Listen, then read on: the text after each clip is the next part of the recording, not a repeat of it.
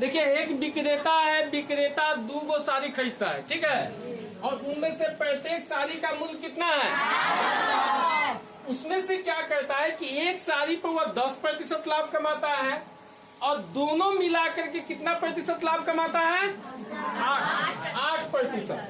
तो दूसरा साड़ी को कितना में बेचता है?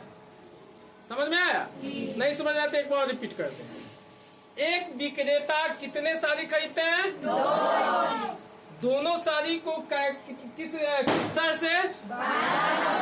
और उसमें से एक साड़ी को वह 10% लाभ लेकर के बेच दिया, एक साड़ी को, और फिर दोनों पता चला कि दोनों मिला करके उसको कितना लाभ हुआ? 8%। तो आपको यह बताना है कि दूसरे का साड़ी को कितना प्रतिशत लाभ पर बेचा। कुछ तो समझ में आया? तो मान लीजिए, माना कि साड़ी का पहला जो है, पहले साड़ी का विक्रय मूल्य, पहला साड़ी का विक्रय मूल्य, तो साड़ी का मूल्य कितना है बउआ? 1200। और कितना परसेंट लाभ लेना है? 10%।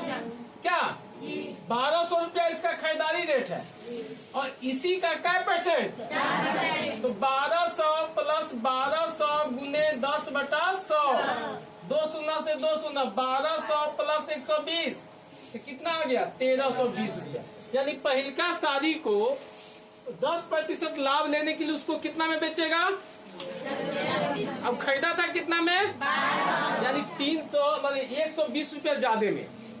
अब आइए, दूसरे का साड़ी को तो हमको निकालना है, लेकिन ये मालूम है कि वह जो है दोनों साड़ी को बेचता है तो कितना लाभ होता है?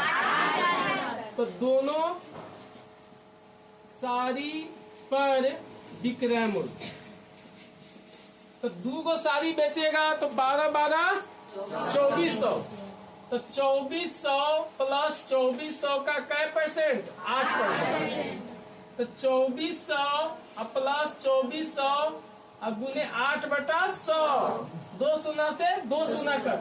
अब यहाँ पर 2400 प्लस 192 जोड़ेंगे तो कितना आ जाएगा? 2592 रुपया। नहीं, दोनों मिला करके कितना में बेचा?